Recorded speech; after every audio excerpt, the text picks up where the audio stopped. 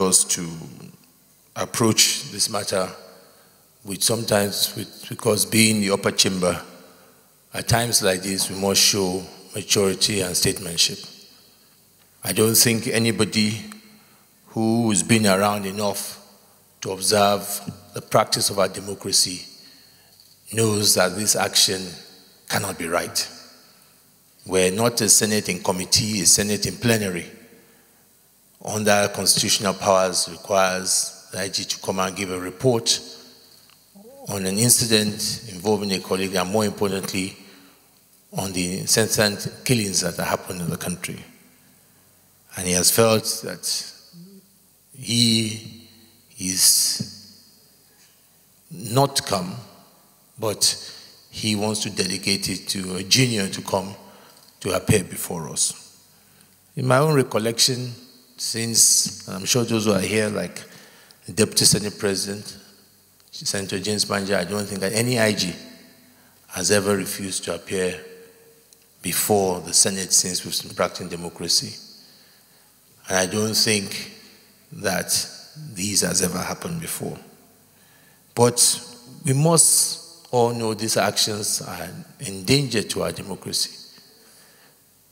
He's doing this, but again, we cannot say it's just to us, because the president told us that he told him to go to Benue.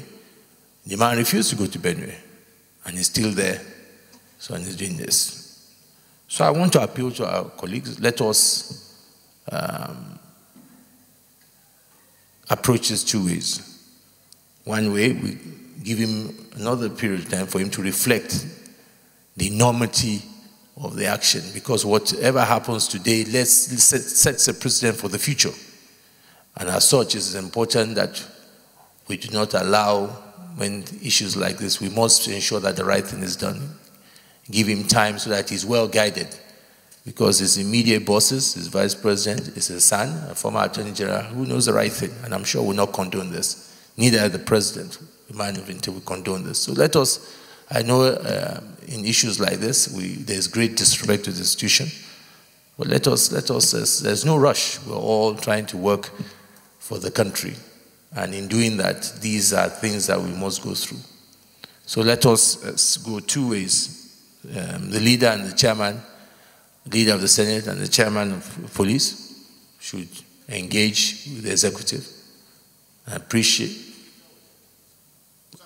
Let me, the leader of the Senate and the chairman should engage with the executive. That I appreciate that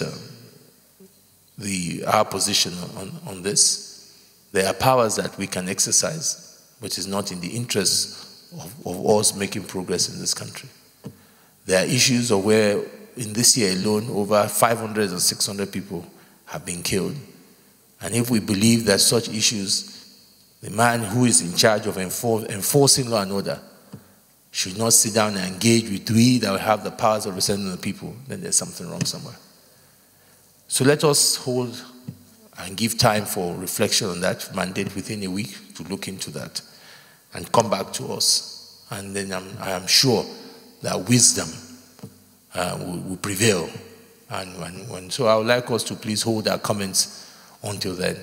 And I'm pretty confident that the right thing and sanity will prevail, and the right thing. This is a country that will lead example to other countries, and I don't think that we want to go so low by this kind of action. So let us resolve as that for now, and then in a week's time, the leader and the chairman can report back to us, and we will take it from there. Leader of the Senate. To me, something has to be done, Mr. President. And I think what needs to be done is that we need a delegation of this House, this Senate, sorry, and possibly under you, sir, to register the displeasure of the Senate for the non-appearance of the Inspector General of Police on two incidents, where he was invited into this chamber. The reason being that we are going through trying times, and the president needs to be assisted to do whatever is humanly possible to bring this country out of the present situation that it is. Now, if we begin to have this kind of conduct,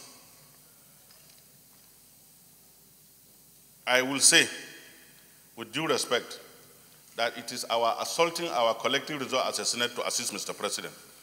And we must continue that support. We must give the President every available support to ensure that those who occupy public office, whose conduct run foul of the good intention of Mr. President and the good intention of the Senate, are being brought in line.